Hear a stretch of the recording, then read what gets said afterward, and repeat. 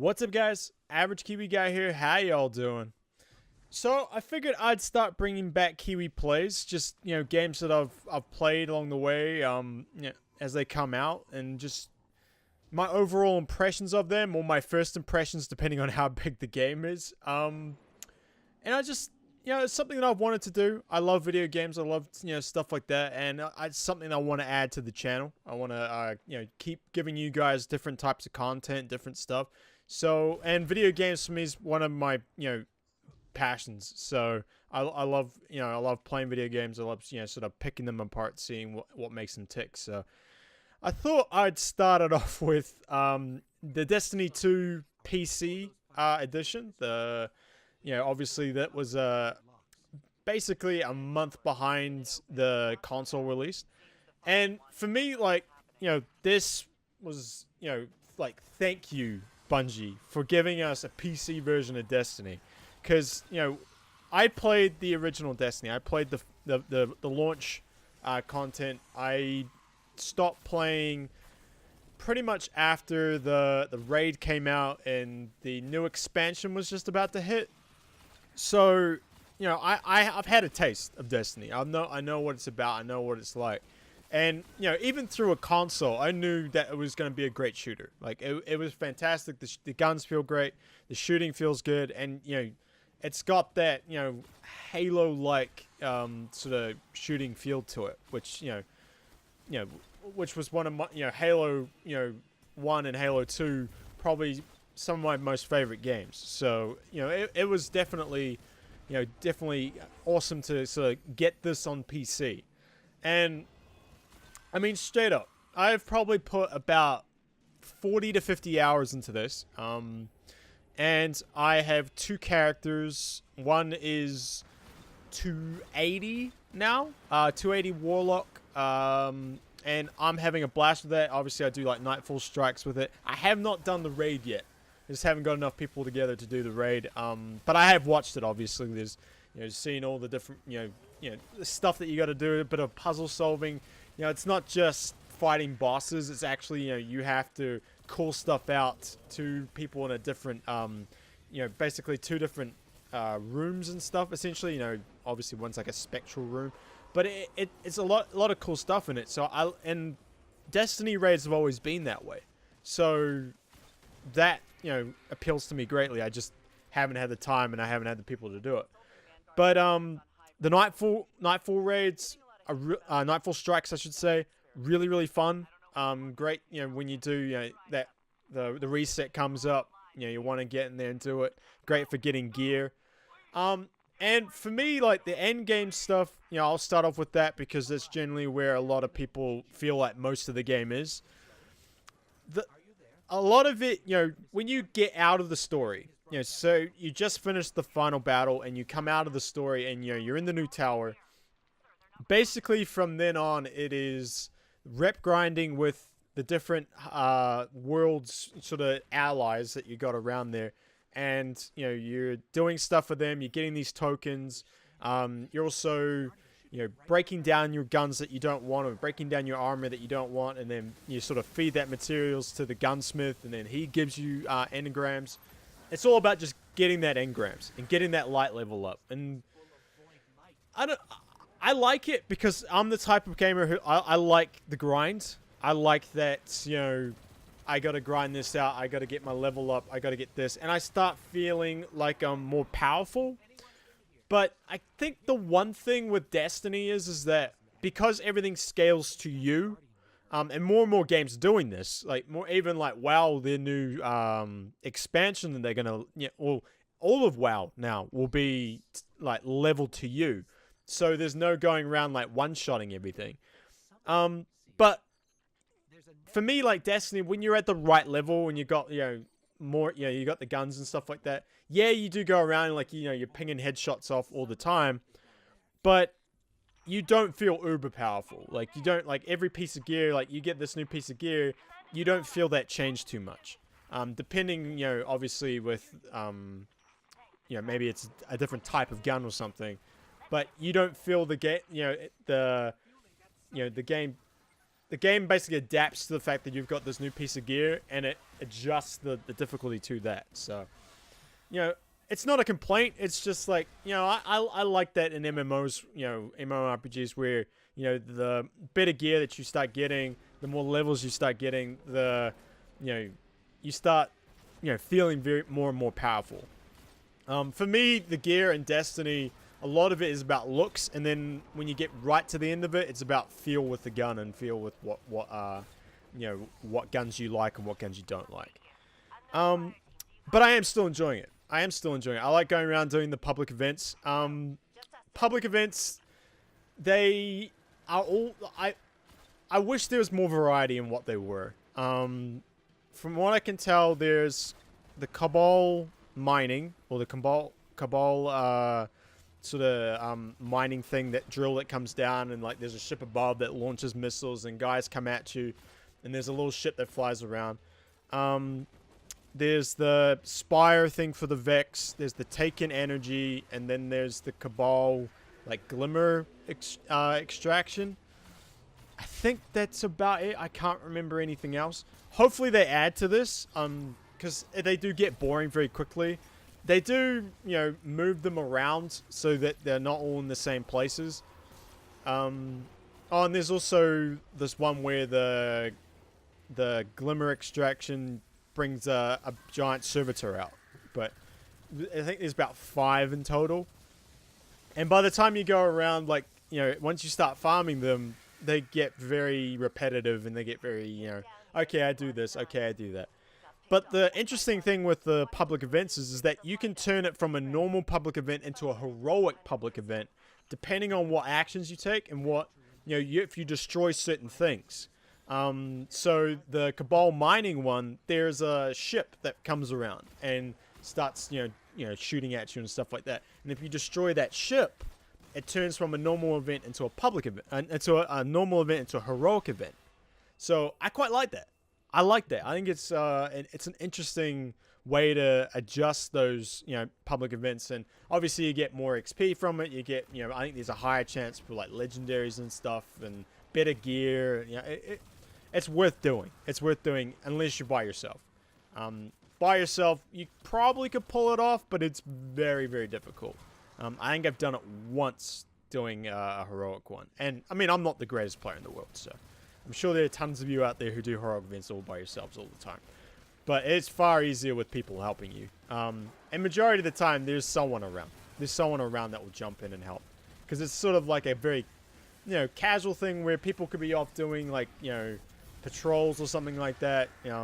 And suddenly, you know, they'll see a public event pop up and everyone kind of stops what they're doing, jumps in and helps. It's quite a normal thing to do. Also, with those sort of, you know, the big open worlds that we have, well, not open, just, you know, big zones that we have.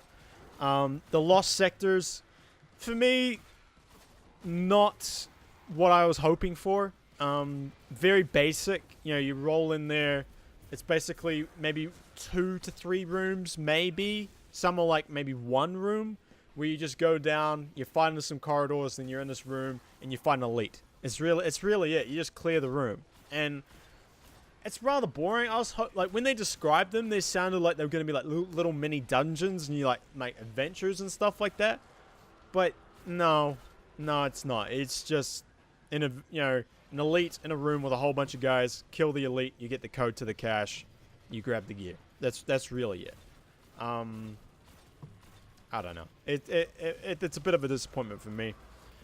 The patrols are basically little, like kind of little side quest things.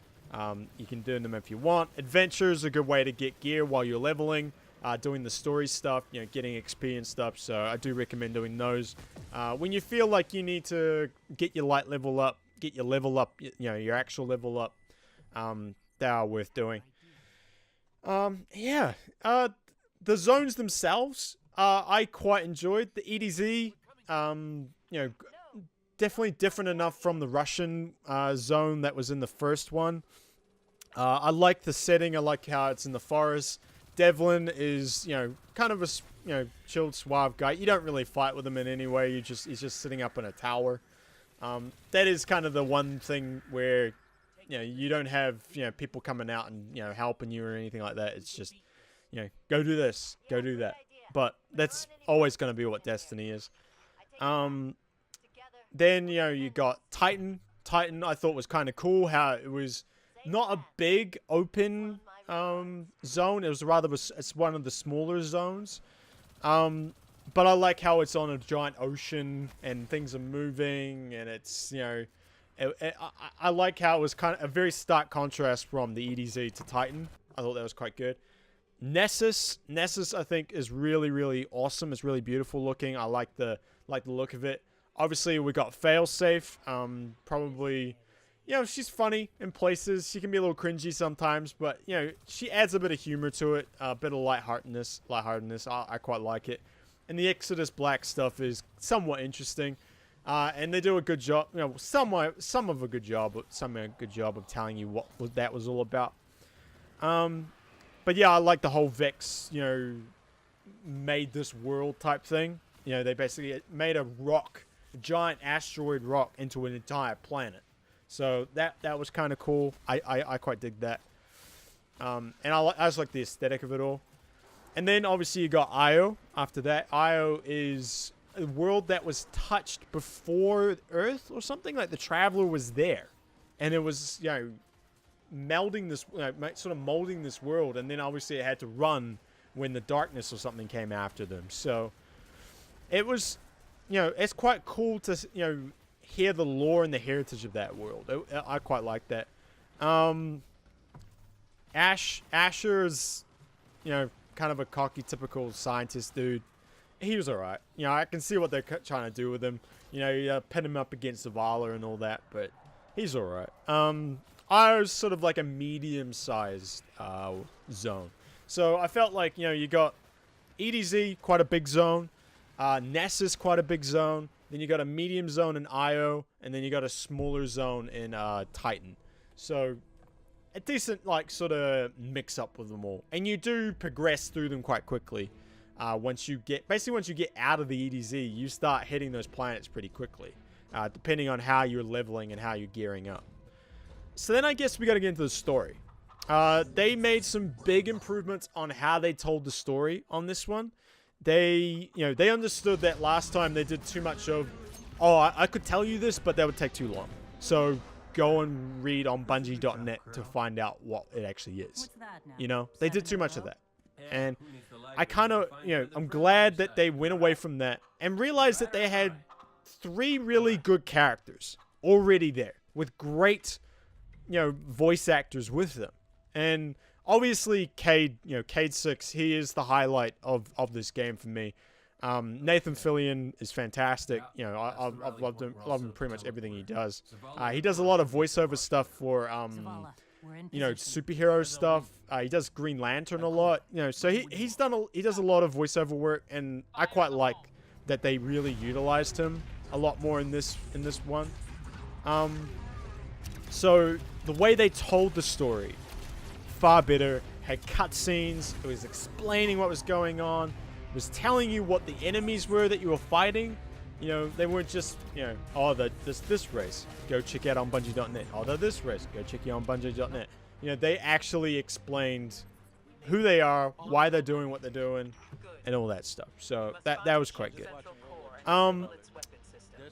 The story itself was solid. There was some high points. For me, the Almighty, which was this giant sort of space station, like, beam weapon, basically like the Death Star, but for suns. And it was basically like their, you know, ace in the hole. If they can't beat, you know, a world or something, they'll just pull everyone out and blow up the sun and just annihilates the entire solar system. So that's what they do. You know, they get everything they want, leave, blow up the sun. And to do that, to fuel it, it eats the closest planet to it. So it was eating Mercury, which was really quite cool. And the level you go into on that, you know, you're right by the sun, and you see the sun right there. And there are parts of the level where you go out, and you know, the sun flares are coming down. You got to go from shade to shade. I quite like that. It was a highlight for me of the actual story was the almighty level. I quite enjoyed it. But for me, there are some problems with the story. One for me is they make a massive deal about losing the light, right? That's the main part of the first part of the story. You know, the first level that you go on is all about them basically trapping the traveler and cutting off the light to all the guardians and the ghosts and all of it, right? And they make a massive deal about it. But the very next mission that you go on, once you get to the EDZ, is to give your light back. It gives your light straight back. It's like all that first level did was take all your gear away. And it's like, oh, okay. You know, I just thought, like, you know, it would have been great.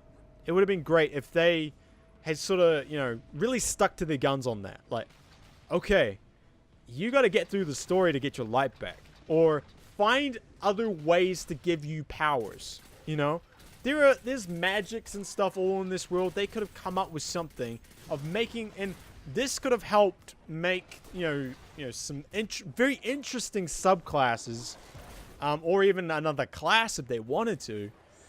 You know, of a lightless subclass or something like that. You know, I thought, you know, that would have been really, really cool. And, you know, and that kind of leads into the other problem that I have with this story was the final battle with Gaul is not that interesting. It's not that, for me, I think the constant free ultimates that they give you with the whole light beams that you jump into makes the final battle like very meh. Like, I get it, they want to make sure that, you know, people that maybe aren't so good at shooters and stuff like that can get through the level 2. I understand that. But, you know, for me, like, if you make that fight really epic, like something like from Halo 2 and all the rest of it, like those final fights and those early Halos, man, you were doing epic stuff. Like, that's what I expect out of Bungie in this way.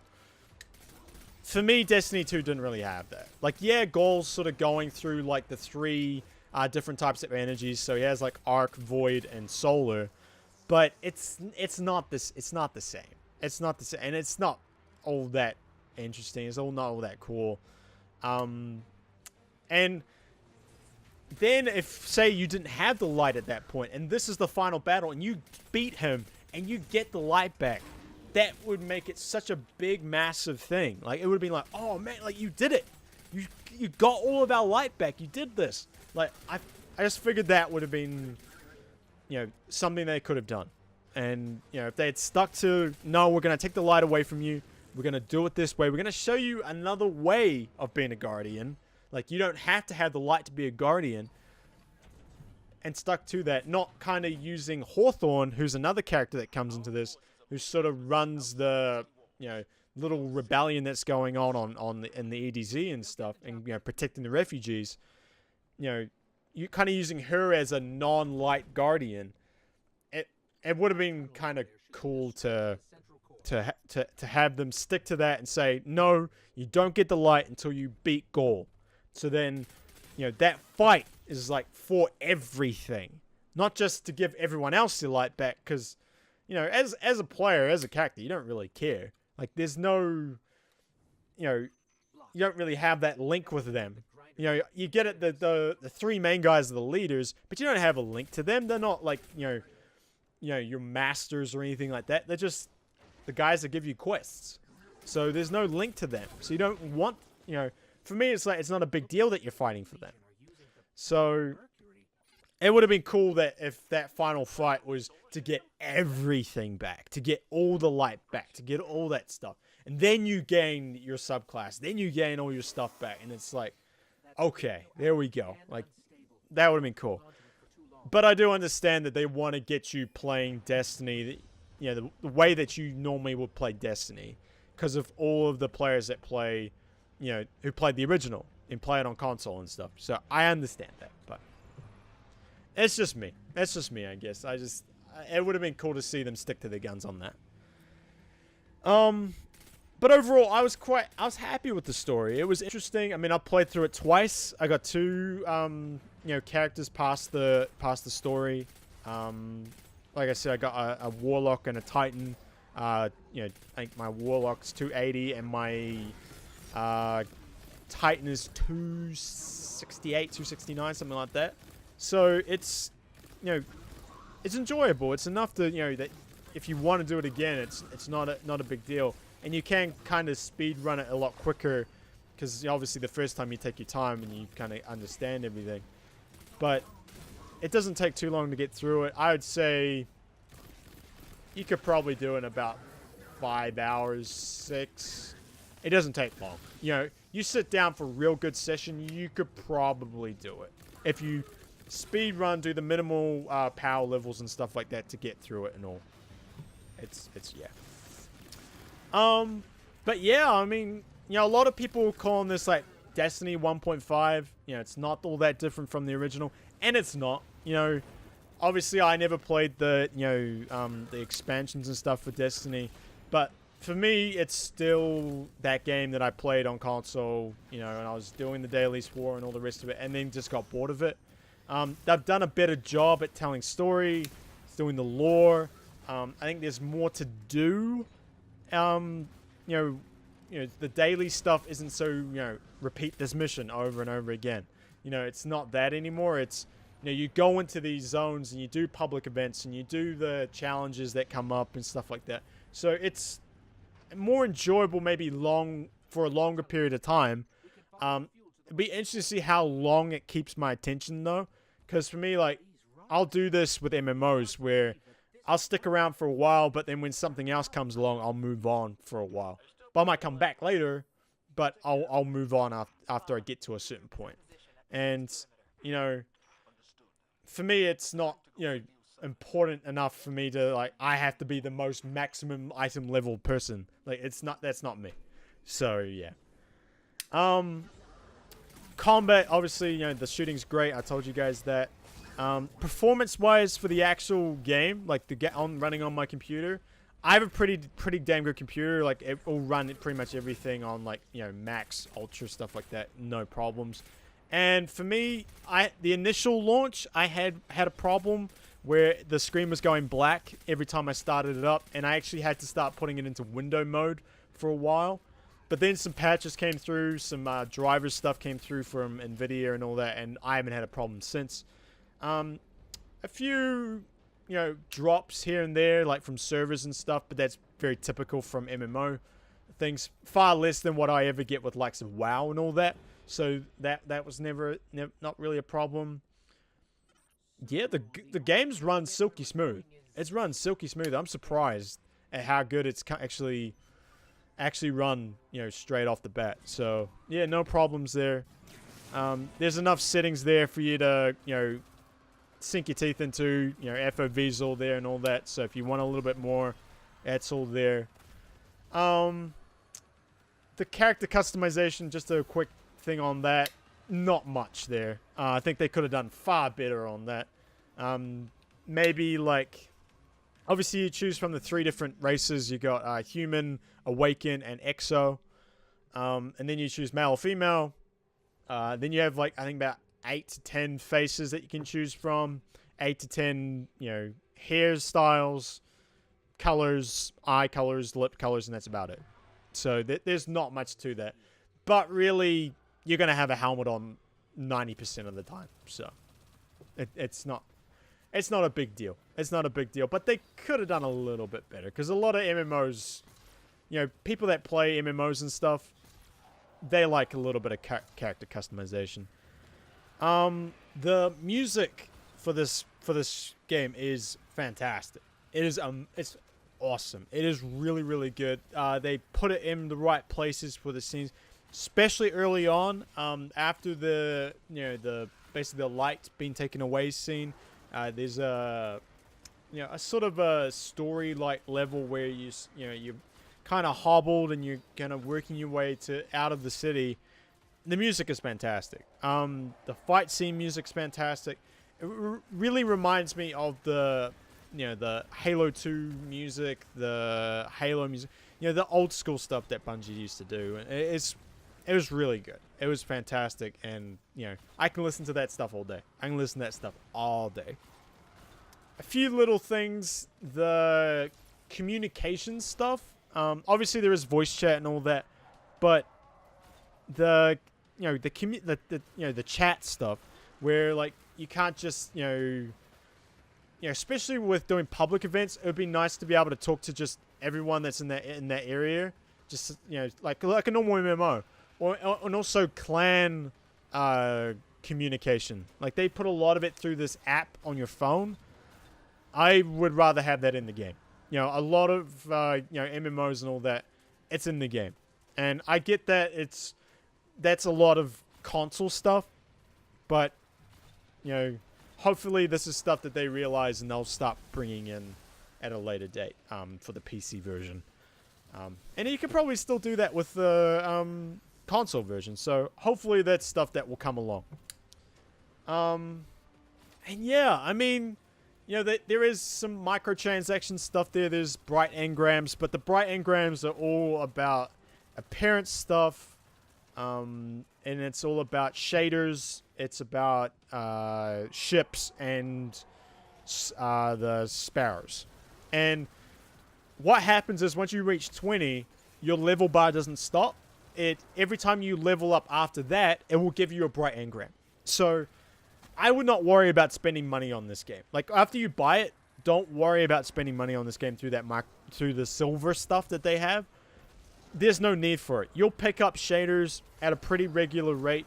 You'll pick up bright engrams at a pretty regular rate because of the bar keeps going. It keeps on going, and you just keep doing stuff, and naturally you'll get them. And you get given a sparrow, you get given a ship and stuff like that, so you don't have to worry about it. You really don't. So all that stuff will come naturally to you. So don't worry about the silver stuff, and it has no real effect on the game. But yeah, it's a solid good game. It's a solid good game. I can see like people that do not have the time to do the grinding and stuff like that. I can understand people not liking it. For me, though, I'm the type of player who does like the grind, who does like that stuff. There